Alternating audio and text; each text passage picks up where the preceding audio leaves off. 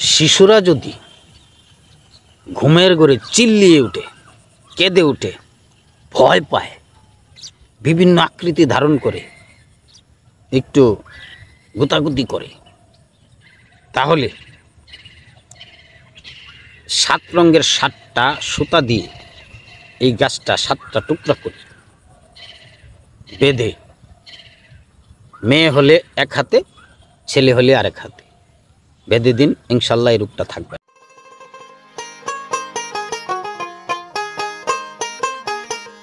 আসসালামু আলাইকুম। ওয়ালাইকুম আসসালাম রহমতুল্লাহি ওয়া বারাকাতুহু। যাক, আপনার শরীর স্বাস্থ্য ভালো? মাশাআল্লাহ, আলহামদুলিল্লাহ ভালো আছি। একটু প্রবলেম রয়েছে, আসলে আমি তো সাধারণ মানুষ, গরিব মানুষ, কাজের মানুষ, কাজ করি। আমার ছোটোখাটো একটা রিক্সার গ্যারেজ রয়েছে, সেই রিক্সা গ্যারেজে একটু কাজ করি। আর সেক্ষেত্রে একটা লোহা আমার হাঁটুতে ঢুকেছিল, সেটা একটু অপারেশন করে বের করেছি। সেই জন্যে সবার কাছে দোয়া চাই, সবাই আমার জন্য দোয়া করবেন, আমি যেন তাড়াতাড়ি সুস্থ হতে পারি। আপনি ভালো আছেন? আলহামদুলিল্লাহ। মাশাআল্লাহ, আলহামদুলিল্লাহ। যাক, আপনার সব কিছু শুনলাম।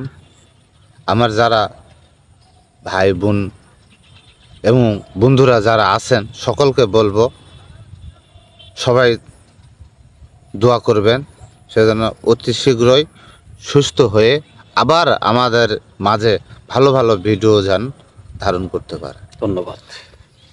তো সবশেষে আপনার কাছে একটি জানা এবং আমার অনেক ভাইয়েরা বোনেরা জানতে চাইছে, যেরকম শিশু বাচ্চা রাতের আন্ধারে হঠাৎ চিল্লাইয়া ওঠে, চিল্লাইয়া উঠলে মা বাবা যেই থাক দৌড় মারে বাচ্চাকে নিয়ে বুকে তুলে নেয়। আরে আমার বাচ্চার কি হলো, আসলে কি হলো এটা তো আমরা বলতে পারবো না, একমাত্র ওই শিশুটাই বলতে পারবো কী জন্য চমকে উঠলো বা চিল্লাইয়া উঠলো।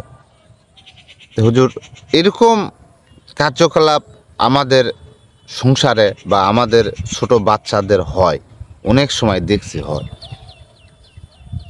আসলে এরকম হওয়া কারণটা হলো, আমরা কিছু কিছু মা বাবা আছি অবশ্যই টের পায়, কিন্তু টের পাওয়ার পরও তারা কোনো কাজে গুরুত্ব দেয় না।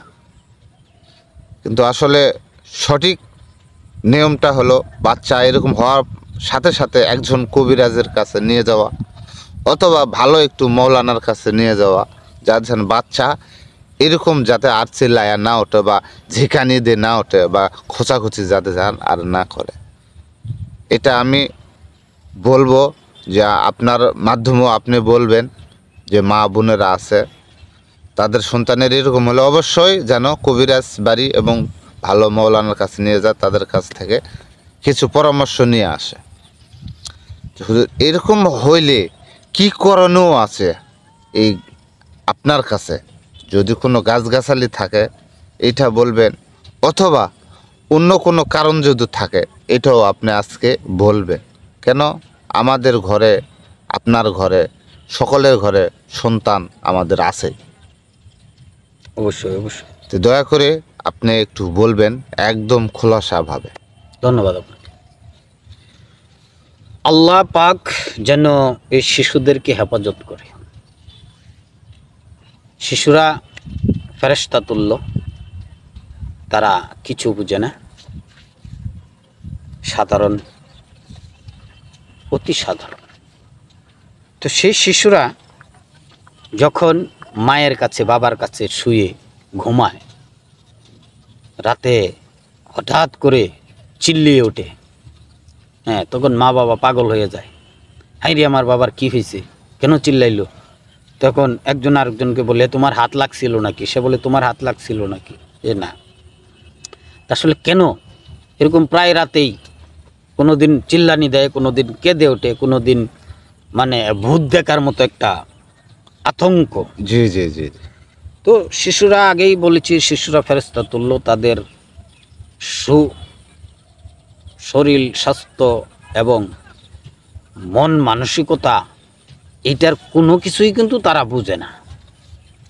তারা নবজাতক শিশু, তারপরেও তারা ঘুমের মধ্যে কি জানি দেখে কেঁদে ওঠে। আমরা ছোটোবেলা গল্প শুনছি যে শিশুরা স্বপ্নে দেখে হয়তো মা তারে ছেড়ে চলে যাচ্ছে, বা বাবা তাকে ছেড়ে চলে যাচ্ছে, বা এরকম বিভিন্ন আকৃতির স্বপ্ন দেখে দেখে হয়তো ভয় পায়, বা এমন কেউ কোনো কিছু দেখে যে সে চকি থেকে খাট থেকে নিচে পড়ে গেছে, কেঁদে ওঠে, এরকম কিছু স্বপ্ন দেখে। এই ধরনের স্বপ্ন দেখে কিন্তু তারা কেঁদে ওঠে। যখন আস্তে আস্তে আর একটু বয়সটা বাইরে যায়, 5-6 বছরের দিকে হয়ে যায়, তখন তারা ওই বিভিন্ন কিছু স্বপ্ন দেখে, ভূত বা এই ধরনের। আর এই ধরনের কোনো রকমের কোনো কিছুই থাকবে না।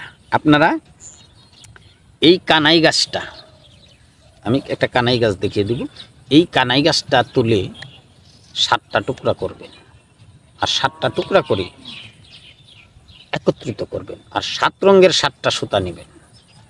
7 রঙের 7টা, যদি 7 রঙের না পান তো 1 রঙের হইলেও চলবে। 7টা টুকরা করতে হবে সুতাটারে, বুঝতে পারছেন? তো 7 রঙের 7টা সুতা হলে সবচেয়ে ভালো। 7 রঙের 7টা সুতা নিয়ে এই কানাই গাছটার 7টা পেঁচ দিবেন। 7টা পেঁচ দিয়ে এটাকে বাঁধবেন। মেয়ে হলে এক হাতে, ছেলে হলে আরেক হাতে। তো সেইটা মেয়েটাকে কোন হাতে বাঁধবেন আর ছেলেটাকে কোন হাতে বাঁধবেন, আর গাছটা দেখতে কেমন কানাই গাছটা, সেটা ভিডিওতে দিয়ে দেওয়া হবে ইনশাল্লাহ। তো সেটা আপনার তুলতে হবে কখন তুলতে হবে? আপনি যদি এটাকে শনি মঙ্গলবারে তুলেন, যে কোনো টাইমে তুলতে পারেন। শনি মঙ্গলবারে যে কোনো টাইমে তুলতে পারেন। আর যদি পূর্ণিমা আসে, আশেপাশে আপনার পাশাপাশি পূর্ণিমা থাকে, তো পূর্ণিমা যে কোনো দিন হোক, সেই কোনো দিন আপনি তুলতে পারেন।